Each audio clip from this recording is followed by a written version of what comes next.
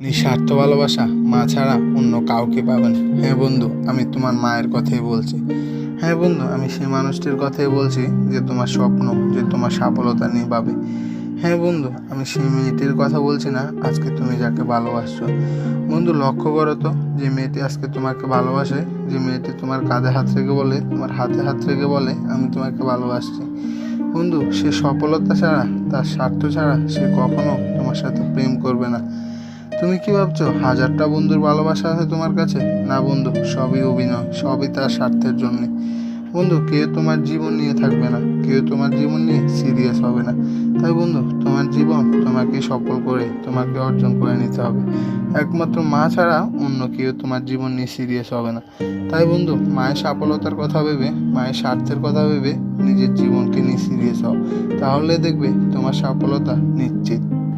তাই বন্ধু, মাকে ভালোবাসতে শিখো, মায়ের সফলতার কথা ভাবতে শিখো। হ্যাঁ বন্ধু, মায়ের সফলতা সেটাই যেটা তোমার সফলতা। হ্যাঁ বন্ধু, মায়ের স্বপ্ন সেটাই যেটা তোমার স্বপ্ন। আজকে তুমি একটা বিয়ার দেখো তো, তোমার মা ভোর 5টা বাজে উঠে তোমার জন্য পাক করছে, তোমাকে একটু ভালো খাওয়াবে বলে, তোমাকে ভালো রাখবে বলে।